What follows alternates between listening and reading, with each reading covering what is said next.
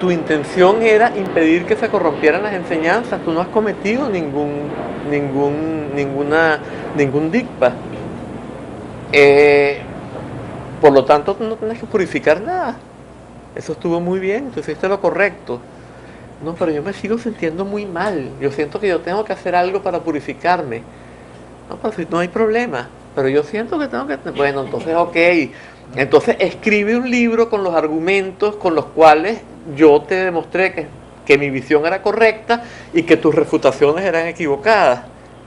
Y entonces allí, por supuesto, este señor era un erudito, un estudioso, y le dijo, bueno, entonces preséntalos en términos de filosofía budista con toda la complejidad a la que tú estás acostumbrado. Y él escribió este texto y lo tenemos en lengua inglesa ahorita, en Shambhala Publications. En inglés se llama Primordial Experience, experiencia primordial, así lo tradujeron. La traducción la hicieron entre Namkyen Norbu, Chogyal Namkyen Norbu, este maestro de la comunidad Dzogchen, alguien que era un traductor, pero que tiene una historia muy complicada que no vamos a meter aquí, que se llama Kennard Lippmann, y un literato que pulió el inglés, que se llama Barry Simmons. Entonces, este libro, si les interesa, pues lo pueden conseguir, se llama Primordial Experience, pero es bastante complejo y no es indispensable leerlo para saber, para realizarse en el Dzogchen.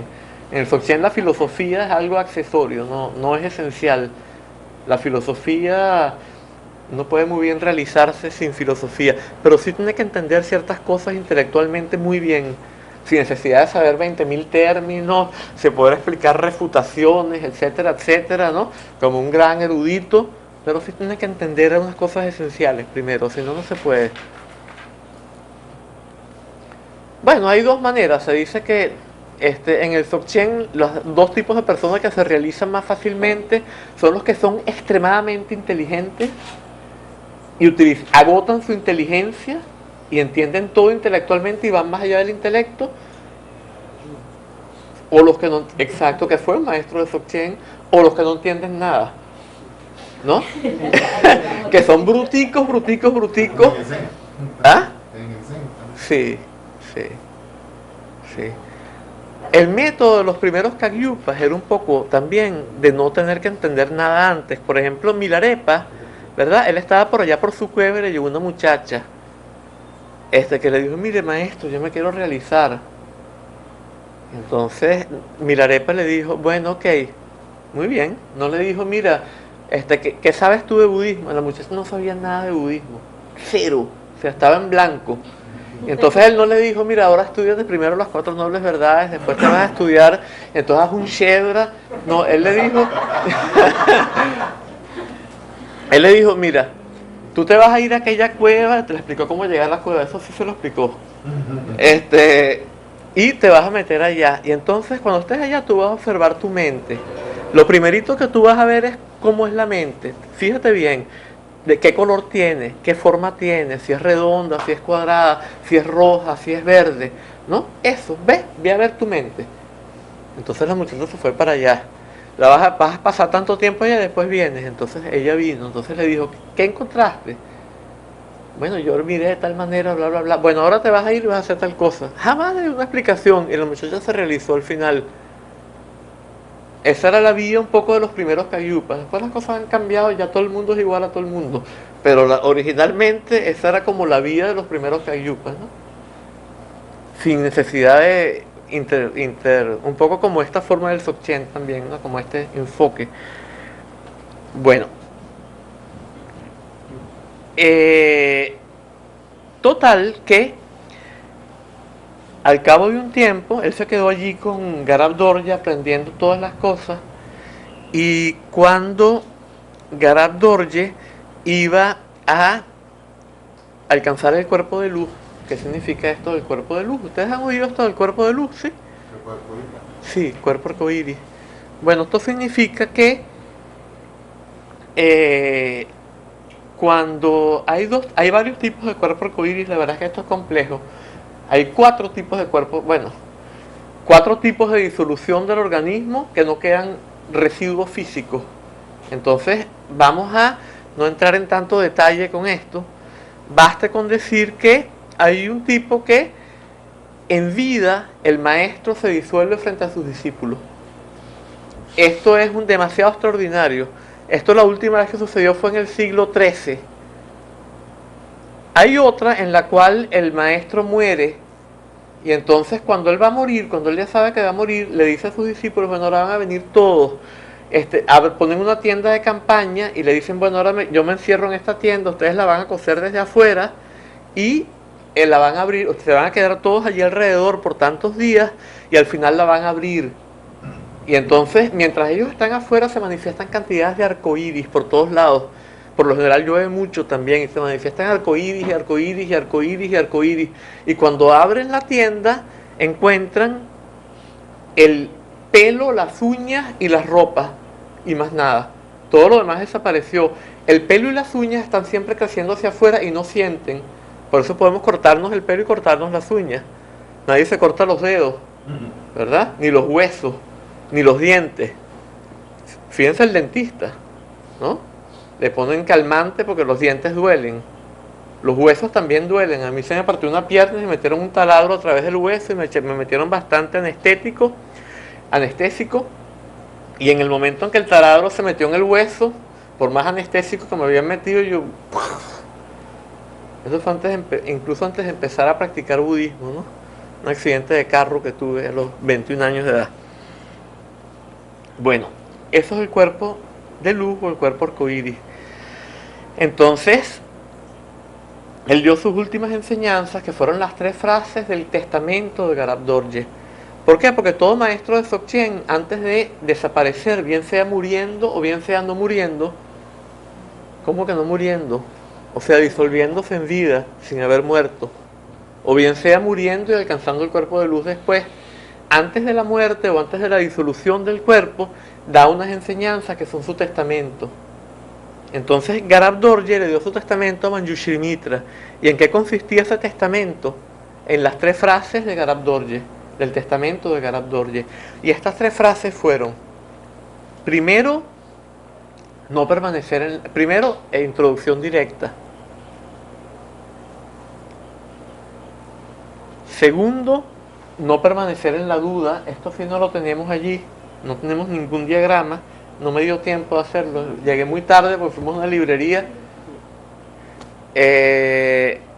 Entonces, primera frase, introducción directa. Segunda frase, no permanecer en la duda. Y tercera frase, continuar en el estado. Esas son las 3 frases de Garab Dorje. De hecho, yo creo que podemos...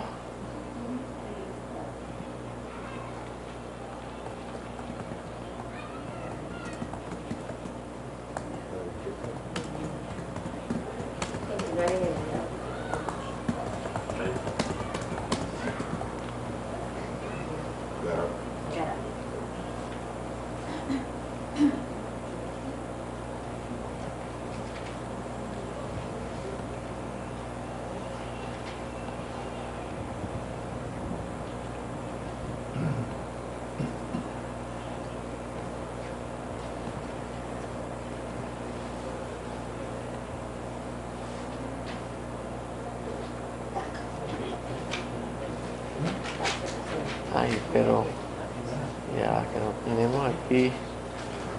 Esto se nos enredó. Ok. Esos son los 3 frases del testamento de Garab Dorje.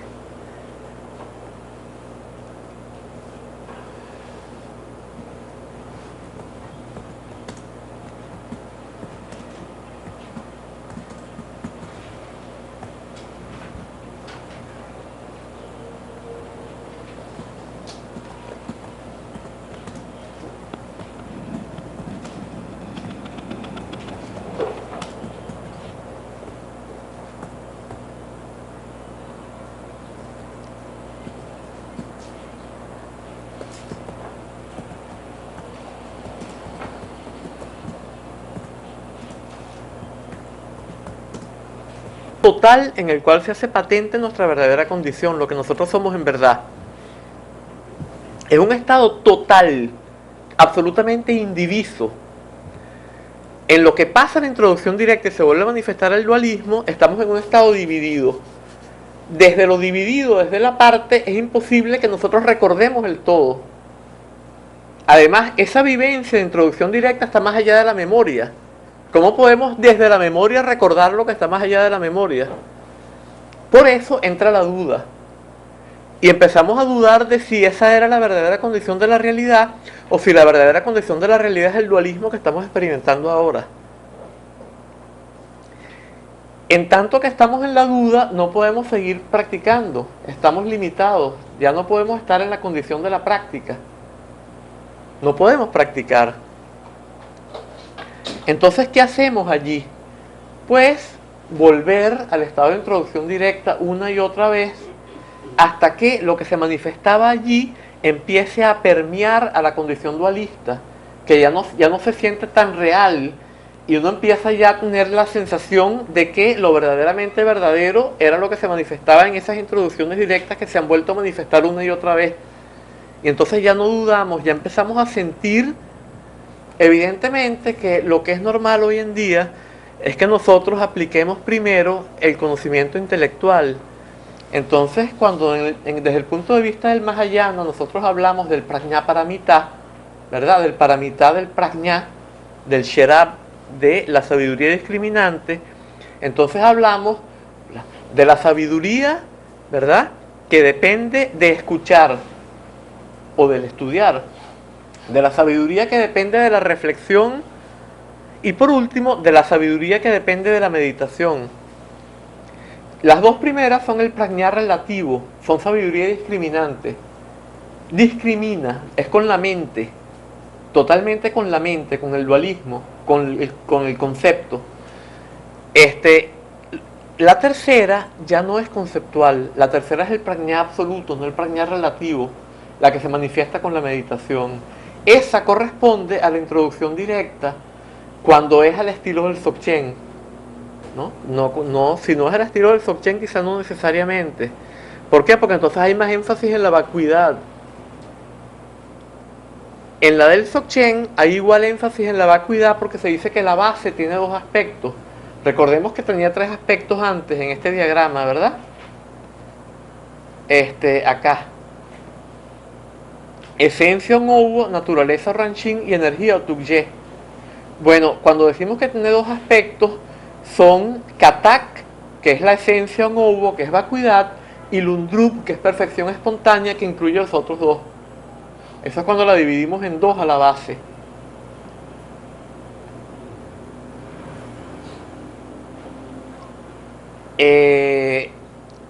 Entonces, en el Mahayana el énfasis está en el aspecto vacuidad. En el Dzogchen tenemos la vivencia de la base en su totalidad. No hay un énfasis en la vacuidad. Están por igual la perfección espontánea y la vacuidad. Entonces, como realización, es una realización más completa de alguna manera, más total. Claro, un Buda del Mahayana, cuando ya es Buda, ya es un Buda y no podemos establecer diferencias. Pero en el Dzogchen, cuando se pone el énfasis en la verdad, en este descubrimiento de la verdadera condición de la realidad que se manifiesta en la introducción directa, hay igual énfasis en la vacuidad que en la perfección espontánea. Bien. Entonces, cuando ya no permanecemos en la duda, porque ya esa convicción absoluta, o sea, digamos, entonces, primero,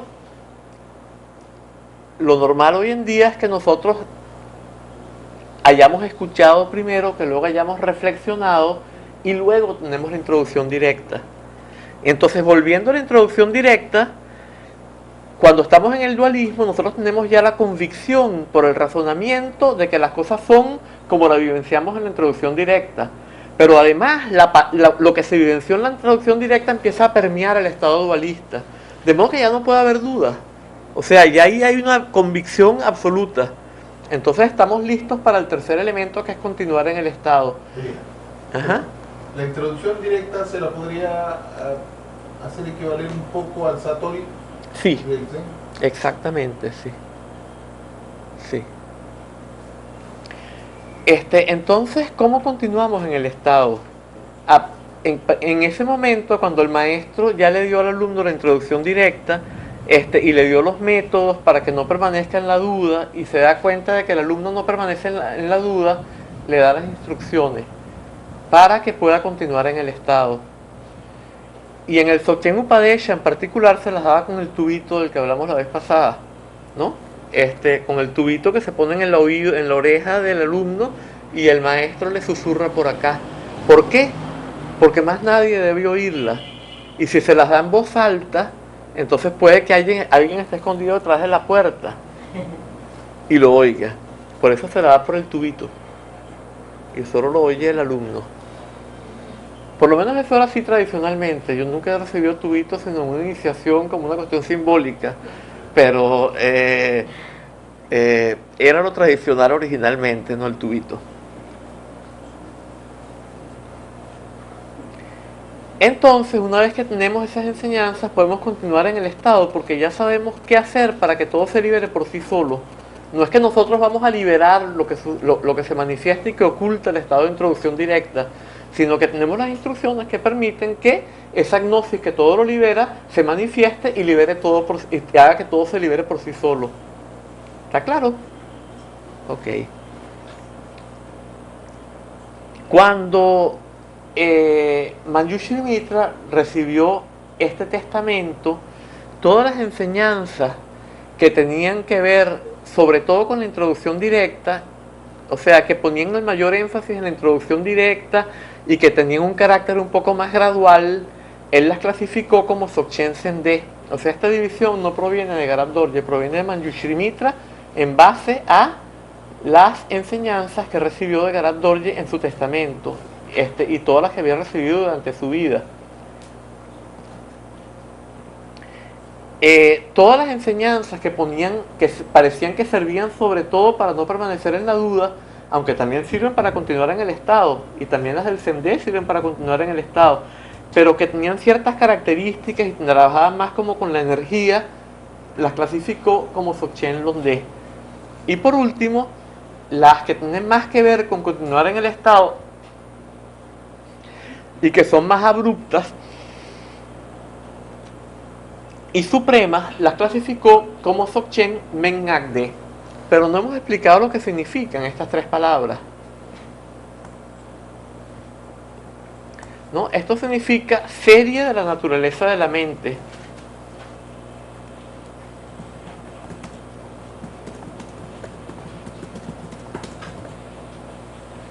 Esto significa serie del espacio. Y esto significa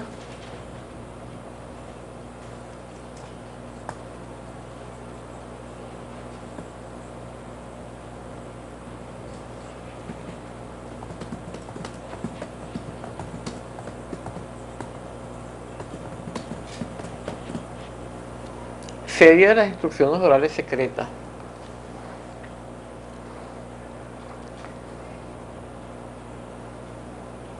Las palabras que están entre paréntesis son la forma de transliteración del método Wiley, que es el que permite saber cómo se escribe esto en tibetano. En cambio, la otra, las que no están entre paréntesis, no están en cursivas, es cómo suena. Esa es la diferencia esencial. Porque ustedes se preguntarán, ¿y qué hacen esas cosas ahí en paréntesis? Bueno, es eso. El método Wiley permite saber cómo se escribe en tibetano, no lo puede reproducir preciso. En cambio, lo otro es más o menos cómo suena, no preciso. Pero para que tengamos una idea de cómo decir algo. O sea, la que está en paréntesis no es como suena. No. Exacto, ustedes no vayan a decir nunca man, nag, de. Porque sí, men, de. Además que sería muy difícil, ¿no? Bien. Elías, Ajá, antes de avanzar un poquito, ajá. cuando el discípulo recibe la introducción directa, que es una especie, digamos, de atisbo Ajá. de la Dharmakaya, digamos así, de la gnosis, ¿cómo le llamabas? Gnosis. Sí, de la gnosis única que todo lo libera. Todo lo libera. No queda en ese estado normalmente, sino que retorna el dualismo. Exacto. ¿A qué se debe el retorno del dualismo? Que las propensiones kármicas de vidas infinitas de samsara sin comienzo son demasiado poderosas. Y ese momento no va a neutralizar toda esa cuestión de karmas infinitos, a menos que tú seas un maestro que ha renacido innumerables veces como maestro realizado y ya ha neutralizado el karma a tal grado, ¿verdad?, que le basta con la introducción directa para quedarse así, pero eso es... Pero ese retorno del karma acumulado por vidas anteriores retorna como varias formas, como duda, o retorna como olvido, o retorna como distracción. Son todas esas formas posibles de retorno. Sí, o sea, lo esencial es lo siguiente: lo que retorna son los 3 tipos de avidia que explicamos en la reunión anterior. ¿Te acuerdas? La avidia, que era la ignorancia de nuestra verdadera condición; la avidia, que era la confusión de categorías y que implicaba el dualismo; y la avidia, que era el hecho de no darnos cuenta que estamos en la avidia cuando sí estamos en la avidia. Esos 3 tipos de avidia se vuelven a manifestar. Y entonces experimentamos todo dualísticamente. Y nos parece que esa es la verdadera condición de la realidad, porque está el 3er tipo de avidia, que nos hace que no nos demos cuenta de que eso es avidia, sino que sintamos que esa es la verdadera condición de la realidad, y de ahí viene la duda del 3er tipo de avidia. Ahora, para que el discípulo neutralice ese retorno, acude a... Bueno, ahí es que me perdí un poco. Acude a técnicas parecidas a las prajnaparamitas, es decir, acude a su estudio y comprensión intelectual No. para cuidar. No. Él acude, eso lo vamos a ver ahorita cuando presentemos las 3 series de enseñanza, porque en cada una acude a cosas distintas, pero todas las 3 tienen un elemento común que se llama los Senzin. Pero eso lo vamos a aplazar ahorita y van a ver la palabra escrita allí y todo. O sea, ahorita no lo escribamos porque no es el momento. O sea, Zen lo estábamos viendo antes. Visión o tawa, contemplación o gompa, y comportamiento o chepa. ¿Qué es la visión o tawa? La visión o tawa es la aprehensión directa de la verdadera naturaleza de la realidad que tiene lugar en la introducción directa, y que la tienen los budas de manera permanente. Eso es la visión o tawa. Miren, toda enseñanza budista tiene esos 3 aspectos: tawa, gompa y chepa. Pero en las demás enseñanzas budistas, el tawa es la visión, no es la visión, sino es el punto de vista intelectual. Entonces, no es lo mismo el tawa, ¿verdad?, que el dharmakaya. O sea, no hay una continuidad perfecta entre base, vía y fruto. En cambio acá, hay una continuidad perfecta entre el primer aspecto de la base, que es la esencia no, que es vacuidad, entre la visión o tawa y el dharmakaya. Vienen siendo esencialmente lo mismo. ¿Por qué? Porque hay una continuidad perfecta entre los 3 aspectos. Es lo más tantra del tantra, el Dzogchen. Vienen siendo exactamente lo mismo. En todos los demás vehículos, el tawa es una comprensión intelectual, un punto de vista intelectual. Por eso se dice la visión, es una visión en realidad de la escuela filosófica. Exacto, eso es lo que es tawa. En el Dzogchen no. En el Dzogchen tawa es la visión directa de la verdadera condición de la realidad, más allá del dualismo y del error.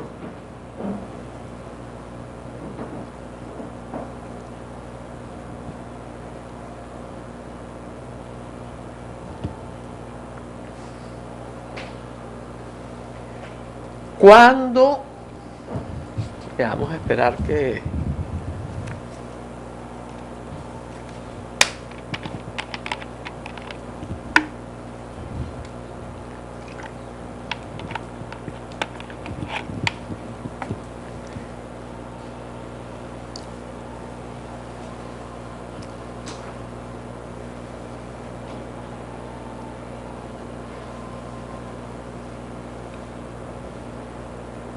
¿Ya?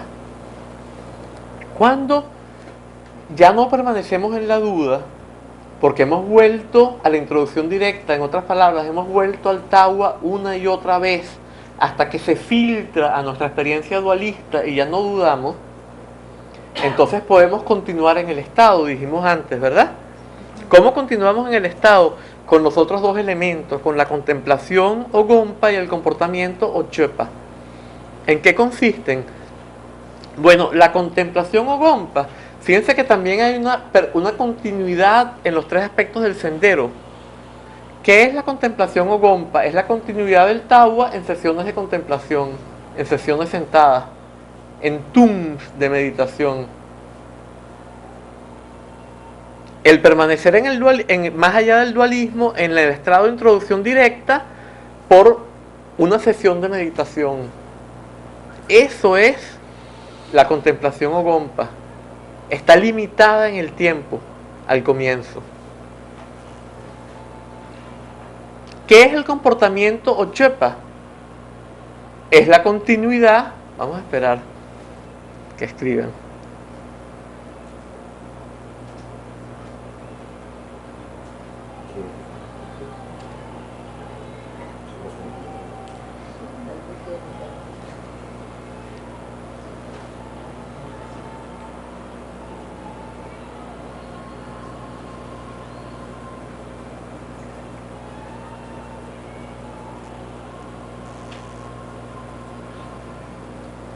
El comportamiento o chepa viene siendo la continuidad del tawa, no durante sesiones de meditación, sino en la vida diaria. Cuando ando caminando por allí, tomando el té, tomando el café.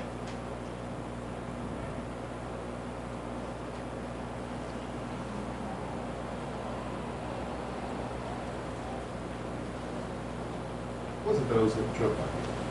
Comportamiento. Ahí está. Sí, pero no tiene que ver con cho. No. Se escribe muy distinto, ¿no? La práctica del che se escribe así, en sistema Wiley. En cambio, no se escribe spiot pa, sino chod. Entonces no es lo mismo.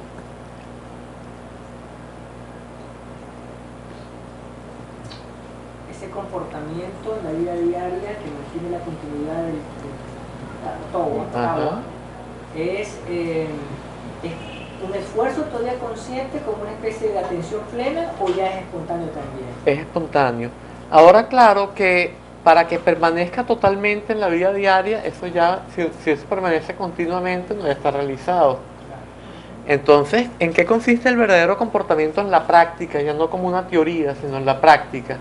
Implica que cuando yo estoy manejándome por allí en la vida diaria, no me dejo arrastrar totalmente por el error, sino que siempre estoy recordando, cada vez que entro en el dualismo, estoy recordando mirar la mente de cierta manera para que se libere.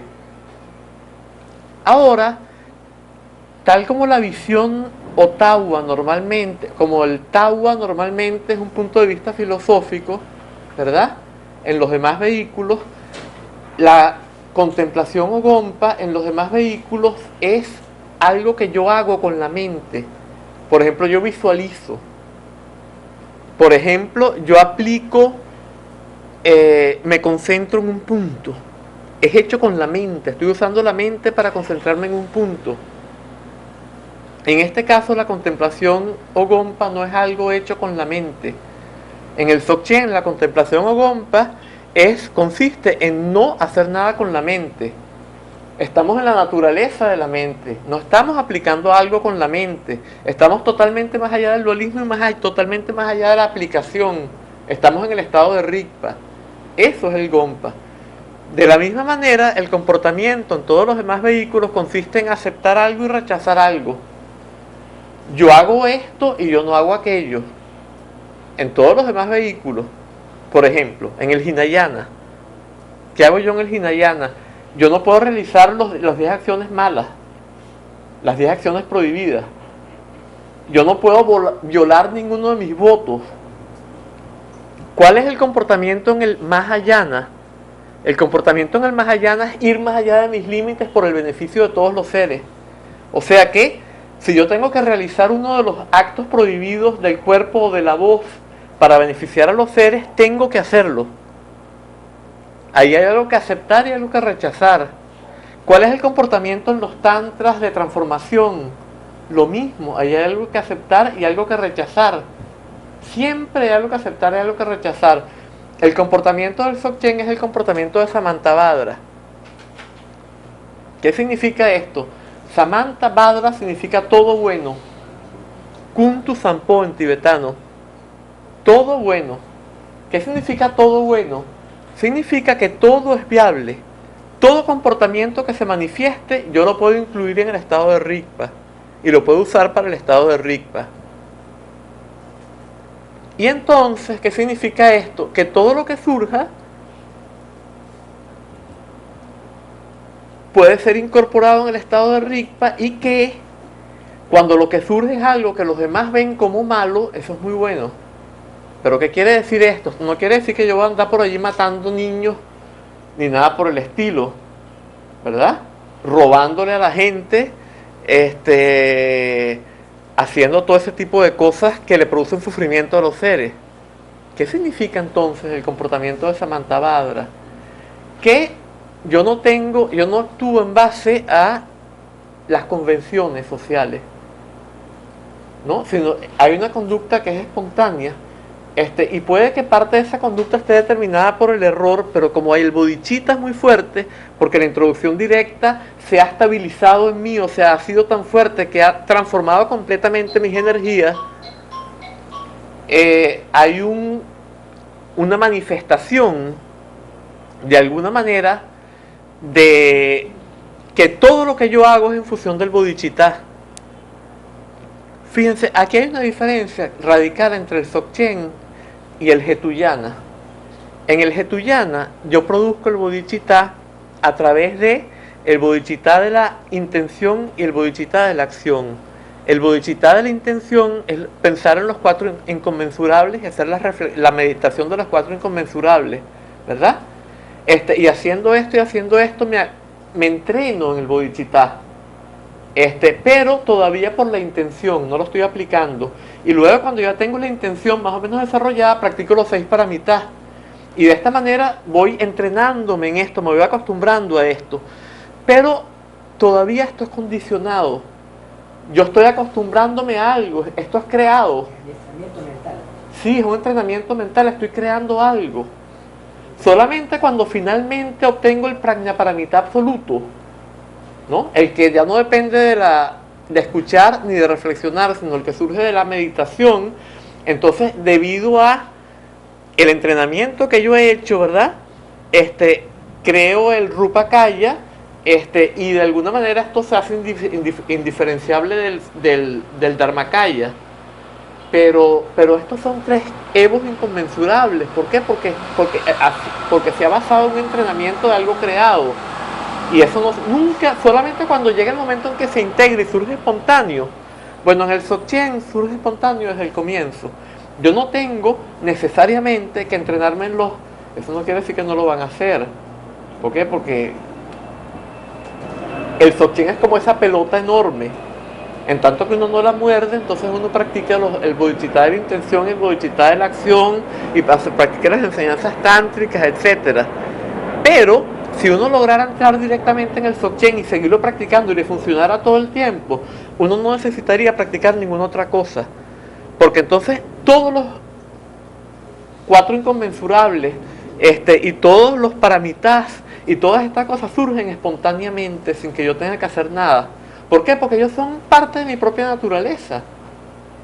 Y yo no tengo que crearlos. Ellos están innatos en mí, en mi naturaleza. Cuando alguien, como practicante de Dzogchen, obtiene un grado de realización sin necesidad de ser un gran maestro realizado, sino que ha tenido esa vivencia repetida de la liberación espontánea, desarrolla un grado de bodhicitta, de compasión, que es que, ¿qué digo yo? Tú piensas en Avalokiteshvara y se te paran todos los pelos de punta. Piensas en la enseñanza, se te paran todos los pelos de punta. Y de alguna manera, todo lo que haces es en función de ese bodhicitta, en función de esa compasión. de manera espontánea, tú no necesitas crear nada. O sea, eso es tú, eso es lo que tú eres en verdad. Y no tienes que ponértelo como una máscara, sino que esa es tu verdadera condición que fluye de manera natural. Pero si no hay esfuerzo y no hay entrenamiento, porque no hay composición dualista, sino que hay una fluidez, digamos así, de ese estado de Tawa, ¿por qué se hace la distinción de contemplación como meditación temporal y el comportamiento cotidiano que es continuo? ¿Por qué habría esa separación? Bueno, porque al comienzo a ti te es más fácil mantener el estado cuando estás en las sesiones de contemplación. Lo ideal es que no, tú tienes el deber, o sea, tienes el compromiso, tienes el samaya, en el Dzogchen tienes el samaya de estar siempre en el estado de rikpa. No solo cuando estés en contemplación, pero te es más fácil al comienzo cuando estás en las sesiones de contemplación. Claro, o sea... Un mínimo de recursos para hacerlo más exacto, accesible. exacto. En la vida diaria te es más difícil porque te están hablando. ¿Cómo miras tú la mente cuando te están hablando? Tienes que responder. Eso tienes que estar mucho más avanzado. Entonces es mucho más difícil. Ahora, ¿cuál es el samaya del Dzogchen? El samaya del Dzogchen son los mepas, los no hay. ¿Qué significa eso? Que todos los samayas del tantrismo no hay. Pero sin embargo yo tengo que mantenerme en el rikpa. Eso es una contradicción complejísima, pero yo creo que la manera de ilustrarla más precisa es la instrucción que le dio Tilopa a Naropa a las orillas del Ganges en una enseñanza que se llama el Mahamudra Upadesha. Y se resume en una sola frase que dice lo siguiente: el samaya supremo se rompe cuando se piensa en términos de preceptos. ¿Por qué? Porque si yo estoy pensando en términos de preceptos, no estoy en rikpa. Estoy pensando en términos de obligaciones, estoy en el dualismo. Sí. Entonces el samaya supremo se rompe cuando si piensas en términos de preceptos. Y ahí se resume todo el samaya del Dzogchen. ¿Por qué? Porque el samaya del Mahamudra es lo mismo, Mahamudra y Dzogchen vienen siendo lo mismo.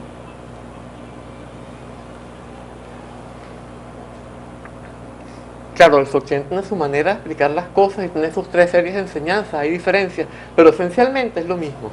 O sea, el estado de Mahamudra es el estado de Dzogchen, y la forma de llegar a él en el Mahamudra es lo mismo que en el Dzogchen Zen-de, en la primera de la serie. Entonces, Dzogchen y Mahamudra es la misma cosa. Sobre todo Dzogchen Zen-de y Mahamudra. Bien. Entonces, ¿por qué comportamiento de Samantabhadra? Porque nunca va a salir algo que va a ser para dañar a los seres, porque yo me he vuelto bodhicitta. Entonces, ¿cómo voy yo a venir a dañar a los seres? Pero también tengo propensiones kármicas de todos los tipos. Entonces, de repente puede que surja la propensión kármica de cuando me gustaba bailar brincado. Yo no sé lo que es bailar brincado, pero se me ocurrió ahorita. Entonces, bailo brincado. Y toda la gente del Dharma le parece que bailar brincado eso no es dármico. Entonces me ven mal. Entonces cuando me ven mal me hacen sentir incómodo. Ese sentirme incómodo activa automáticamente, o sea, al yo sentirme incómodo, ¿qué sucede? Que no me puedo adherir a lo que yo soy a través de la mirada del otro. Normalmente yo siempre estoy tratando de ser lo que a los demás les gusta que yo sea, y soy esclavo entonces de los demás, soy esclavo de la mirada del otro. Necesito que el otro sea un espejo que me apruebe, que me vea bien. Ajá. Entonces, si por el contrario yo soy capaz de que no me importe un comino si me contradigo, no me importa un comino si bailo brincado, no me importa un comino si me ven de esta manera o me ven de aquella, sino que más bien utilizo cualquier mala mirada para que la contradicción de vivir a través del otro se transforme en conflicto. Ese conflicto me fuerza a mirar la mente como tengo que mirarla para que se libere el dualismo. Entonces, todas las propensiones habituales que me hacen comportarme de maneras que aparentemente no parecen dármicas se transforman en mi mejor amigo. Entonces, esto tiene mucho que ver con los aspectos del refugio en los tres vehículos, en las tres vías, en la vía de renuncia, en la vía de transformación y en la vía de liberación espontánea. En la vía de renuncia yo tomo refugio en el Buda, el Dharma y el Sangha, ¿verdad? ¿Qué significa esto? El Buda es el que dio las enseñanzas. El Dharma es el método que yo tengo que aplicar para llegar al estado de Buda. El estado de Buda es el refugio absoluto. ¿Por qué? Porque si yo me refugio en una ideología política, cuando esa ideología política se destruye, como les pasó a la gente que estaban con el socialismo soviético, con el marxismo soviético, entonces se me viene el mundo abajo, ¿verdad? Si yo dependo de una novia, cuando la novia me deja, se me viene el mundo abajo. O sea, yo soy dependiente, son falsos refugios, son refugios que crean, son la fuente del peligro en vez de ser verdaderos refugios. Mi tomar refugio en algo condicionado es generar una nueva fuente de peligro, porque son refugios que son impermanentes, son transitorios y crean una nueva fuente de peligro. En cambio, el estado de budeidad, nada puede, como yo decía, si yo estuviera tan establecido en el estado de Buda, si yo fuera un Buda completamente, me pegan un cigarrillo aquí y no me afecta. ¿Por qué? Porque nunca voy a rechazar. Y el dolor depende del rechazo, como ya dijimos, plumas de ganso, ¿verdad? Entonces, ese es el refugio absoluto. En el estado de Buda nada me puede afectar. Ese es el verdadero refugio. El Dharma es el método para llegar al estado de Buda. El Buda es la fuente de la enseñanza que es el Dharma. ¿Y cuáles son los amigos de la práctica? El Sangha.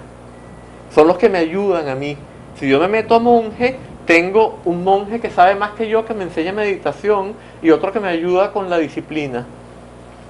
En el tantrismo son, ¿cuáles? Guru, Deva, Dakini. Entonces, ¿qué significa esto? El guru es la fuente de la enseñanza. ¿Por qué? Porque el guru me da lo que se llama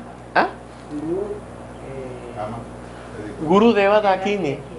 O sea, Lama Yidam Kandro. ¿Y los Dharmapalas? Están junto con el Kandro. Es lo mismo, Kandro y